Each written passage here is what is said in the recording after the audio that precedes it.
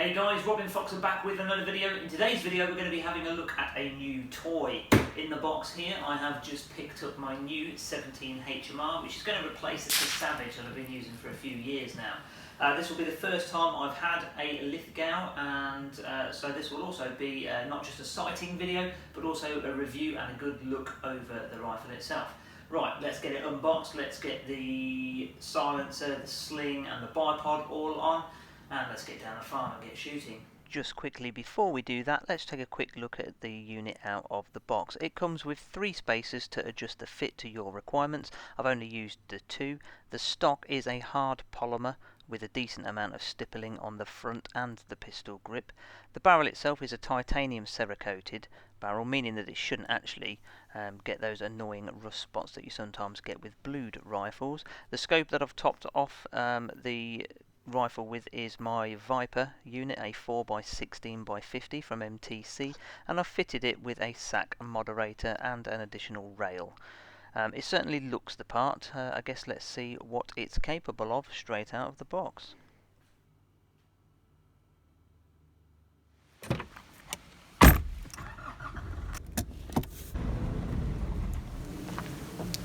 Right, so I've arrived on the farm to test for the very first time my new Lithgow HMR.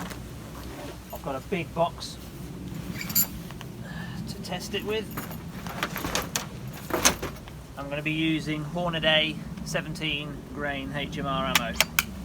Let's see how this goes.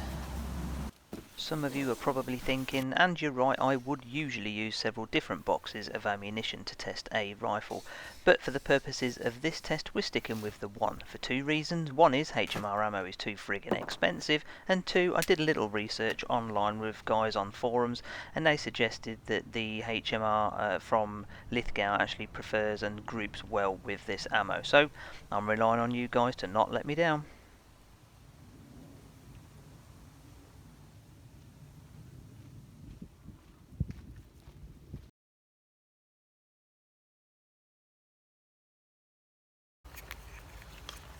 Now apparently the magazine is exactly the same as it is on the CZ, so this will be the first little group. Hopefully it has been laser sighted at the shop, so I'm hoping I don't hit my GoPro, otherwise that'll be an expensive first test, but let's see how we get on.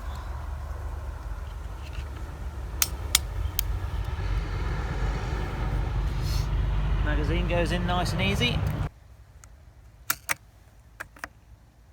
Target's down there at 50 paces. Got the GoPro just to the left of it. Hopefully I don't shoot it. And let's see how this first one goes.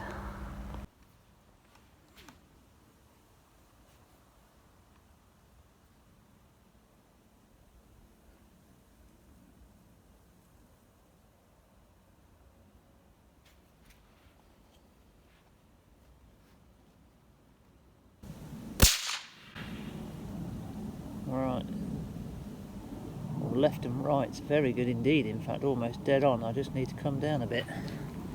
So, 1, 2, 3, 4, 5, 6, 7, 8, 9, 10, 11, 14, 15. Let's give that a try.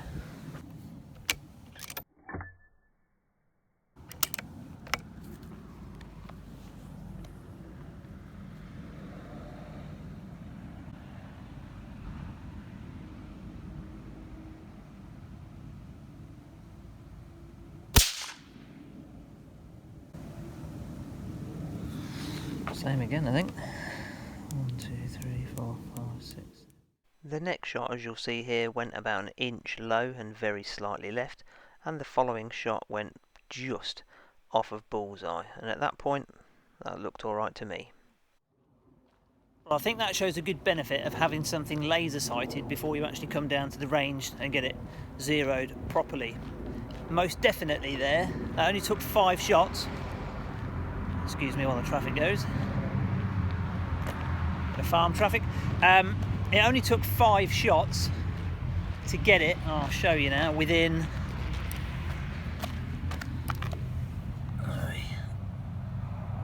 less than a centimetre of the bullseye. So what I'm going to do is set at 50 paces now, so I'm going to put it back another 20, stick one of these targets up, then we'll start seeing how good the Zero really is on the Lithgow. But so far, in first impressions, very good. Bolt cycles very smoothly, ejects brilliantly, the magazine's quite easy to fill. So yeah, so far so good. Alright, let's continue. I love the way the magazine falls out. And when it goes back in, nice convincing click. So should be pretty easy. I've also got a 10-shot magazine on order, but they didn't have one actually in the shop, so I've got to wait for that to come in. But right, so we've gone back 20 yards, 20 large paces. Let's see how this 5 group fares up against the last.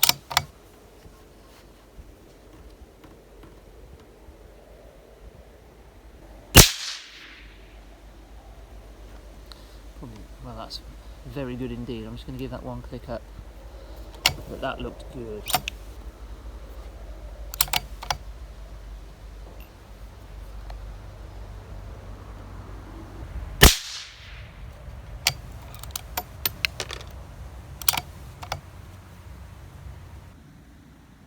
So there you go, that's what it looks like through the scope. Bloody hard to hold this still, and I'm pleased I didn't hit my GoPro.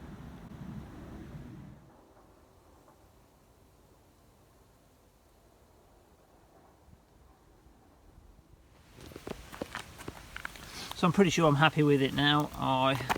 That's a little bit of fun. I've put just a couple of rocks here, so they're what, sort of similar-ish size to a thumb, just for a bit of red brick there. So see if we can dust those from the 70-yard mark. I'll take one shot at the target, make sure I'm happy with it, and then we'll see if we can dust some rocks with the Lithgow. Alright, love the way that goes in. Last 5.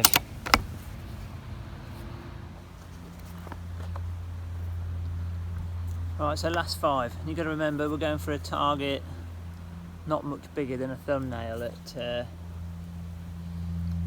70, 71, 72 paces.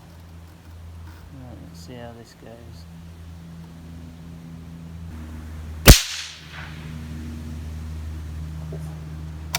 That'll do nicely.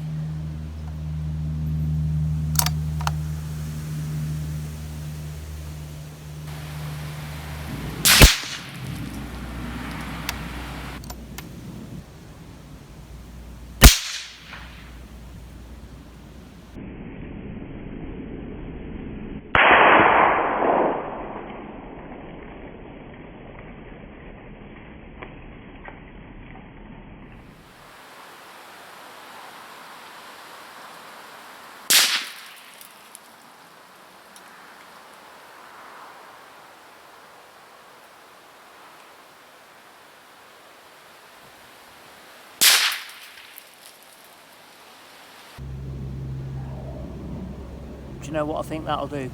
So just for a bit of fun to finish off, I took one last shot which was very nearly central, then took the 4 stones off the top in sort of random order. So that was pretty cool.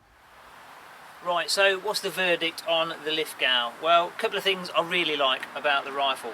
The first one is the ease in which the magazine goes in. It requires no effort to get that in the gun.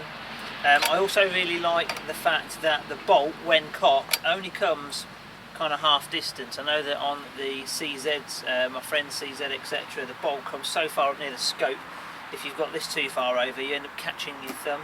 But on this it's nice, feels good. The trigger pull is out of the box pretty good, reach to the trigger is excellent, and the adjustable shims here make for a great comfortable feeling in the shoulder. So and it shoots pretty well as you saw there. 70 paces, even with a slight left to right breeze there, I was able to bosh pebbles not much bigger than my thumb end at 70 paces, so it should be no problem hitting rabbits and so on out to that distance. I'm sure it will feature in many videos to come. Hopefully it will feature in many videos to come, but for now, take care, stay safe, and as always, happy shooting.